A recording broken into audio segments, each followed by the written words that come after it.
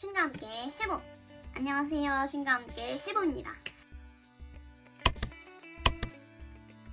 네, 오늘 제가 가지고 온 대학생활 꿀팁 네 번째 이야기는 바로 국가근로장학금에 관한 이야기입니다. 빠밤! 먼저 제 소개를 하자면 저는 국가근로장학금을 2년 반 정도 받았고요. 즉 2년 반 동안 국가근로를 했었고요. 4군데에서 총 일을 했었어요. 국가근로장학금이란 무엇이냐면 안정적인 학업 여건 조성과 취업 역량 제고를 위한 장학금이라고 보시면 돼요. 쉽게 말해서 교내 또는 일부 외부 기관에서 일을 하고 장학금의 형식으로 돈을 지원받는 제도라고 보시면 될 것 같습니다. 시급은 교내는 9,000원이고 교외는 11,150원이에요. 그리고 이제 국가근로의 형태를 말씀을 드리자면 일단 학기 중 일반 근로가 있고요. 방학 집중 근로가 있어요. 학기 중 일반 근로는 교내와 교외로 나뉘게 됩니다. 교내는 학교 부서, 행정실, 도서관, 산악단, 총무과 등등 여러 가지 부서에서 일을 하는 것을 말하고요. 교외는 학교와 연계된 회사 또는 공공기관에서 일을 합니다. 말 그대로 학교 밖에서 일을 하는 거죠. 교내는 아까 말씀드렸던 시급 9,000원을 받고 교외는 11,150원을 받습니다. 왜 교외가 더 많이 받는지는 뒤에서 말씀을 드리도록 할게요. 방학 집중 근로는 보통 계절에 따라서 학예와 동기로 나뉘게 되는데 방학 동안에만 집중적으로 할 수 있는 근로예요. 시기도 방학 동안에만 할 수 있잖아요. 이게 굉장히 큰 메리트고, 그리고 위치도 전국적으로 있기 때문에 본가에 가까운 데를 본인이 신청을 하게 되시면 꼭 학교에서 가깝지 않아도 내가 방학 동안에는 보통 자기 집 부모님이 계신 곳으로 내려가잖아요. 그 근처에서도 일을 하실 수 있다는 거, 그리고 커리어적으로도 원하는 종류의 직무를 지원할 수가 있어요. 보통 학교 내에서 하는 일들은 그냥 잡다한 행정 업무나 여러 가지 좀 정리하는 업무들이 많다면 교외, 그리고 특히 방학에 하는 집중 근로에서는 그런 좀 전문적인 일들이 조금 있을 수가 있으니까 본인이 내가 이 교외 근로를 통해서도 커리어를 좀 쌓고 싶다 하신다면 그런 것들을 선택하시는 것도 좋은 방법이라고 생각합니다. 세 가지 다 국가근로장학금 신청이 되어 있는 상태여야 진행을 하실 수 있고요. 학기 중 일반 근로는 보통은 1순위, 우선순위 친구들이 다 해요. 왜냐면 소득 구간 0에서 4까지가 1순위고 5에서 6까지가 2순위, 7에서 8까지가 3순위인데 우선순위 친구들이 꽤나 많기 때문에 거리가 가까운 교내가 먼저 차게 돼 있어요. 그래서 교내에서는 보통 이 우선순위 친구들만 뽑고 그렇게 해도 TO가 남지 않는다는 거. 그러니까 뭐 내가 2순위다, 3순위다, 즉 소득 구간 5에서 8에 해당한다 라고 하신다면 학기 중에는 교내든 교외든 조금 힘들어요. 교외는 그나마 신청해 보실만 한데 교내든 교외든 조금 힘들다는 거 알고 계시고, 신청 방법 및 시기를 말씀을 드리자면 국가 장학금 신청 기간이 있잖아요. 그 기간에 국가근로장학금을 함께 신청을 하시면 돼요. 국가장학금 1, 뭐 다자녀 장학금 뭐 이렇게 있잖아요. 그때 옆에 보시면 국가근로장학금이 있어요. 그거를 선택을 하시고 같이 신청을 하시면 되고, 여러 단계를 거쳐서 근로대기 상태가 되면 학교 공지를 통해서 일자리를 찾아보실 수 있습니다. 이 일자리를 찾아보는 시기가 매우 중요한데 대부분 비슷한 시기에 구하기 때문에 경쟁이 치열할 확률이 커요. 때문에 장학 신청부터 최대한 빠르게 진행을 해서 근로대기 상태를 빨리 만들어 놓으신 후에 학기가 시작하기 한 1, 2주 전부터 계속 공지를 확인하시면서 공지에 올라오는 근로 공고를 계속 보세요. 그러면 내가 원하는 업무나 직무 여러 가지 조건들을 따져가면서 좀 구하실 수가 있으니까 이것도 최대한 빨리빨리 하시는 게 유리하다고 생각합니다. 그리고 이제 보통 면접을 보고 기존에 있던 근로학생들이랑 시간표가 잘 맞는 학생들을 선호를 해요.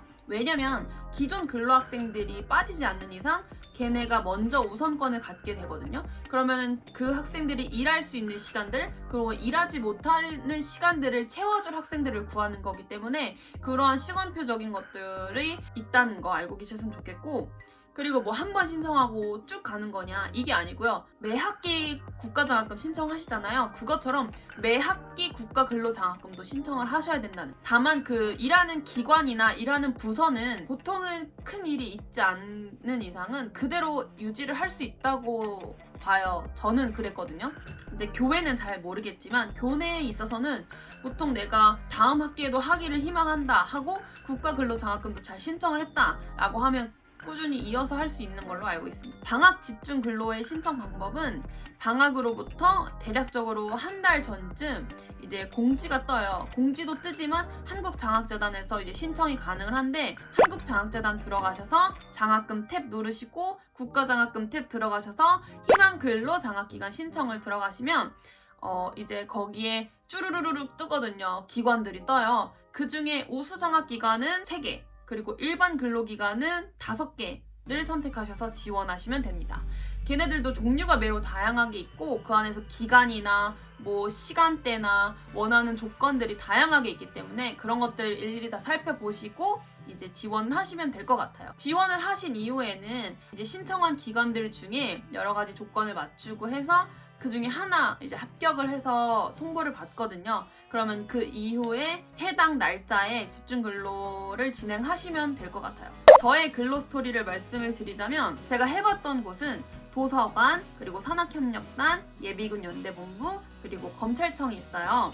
하는 일은 부서마다 좀 다르고요. 이렇게 공통적으로 할 일들이 지금 제가 뭐 나열을 해드리긴 했지만 아무리 힘들다고 해도 밖에서 하는 알바만큼 일이 있지 않아요. 그거보다는 훨씬 꿀이에요. 저한테 주어진 시간들이 많기 때문에 학업이랑 병행해서 하기가 정말로 좋고 남는 시간에 공부나 과제 등 자신의 할 일을 할 수 있다는 게 진짜 가장 큰 장점인 것 같아요. 부서와 시기에 따라 다르긴 하지만 학기 초를 빼고는 대체적으로 일이 항상 널널한 편이라고 보시면 될 것 같아요. 교내 근로의 장점을 말씀드리자면 다양한 과의 친구들을 만날 수 있어요. 동아리 활동이나 뭐 대외 활동을 하실 수도 있지만 내가 돈을 벌면서 다양한 과의 친구들을 만나고 싶다라고 하신다면 교내 근로가 최고예요. 교내 근로를 하면서 만난 다양한 과의 친구들을 저는 지금도 연락을 하고 아주 잘 지내고 있고요. 두 번째, 알바지로서의 거리가 진짜 짧은 편이라고 보죠. 보통은 진짜 못해도 걸어서 뭐 20-30분, 버스 타고 뭐 10분, 20분 가야 하는 거리에서 알바를 하잖아요. 근데 이거는 제가 수업이 끝나고 바로 달려가면 뭐 10분, 15분 안에도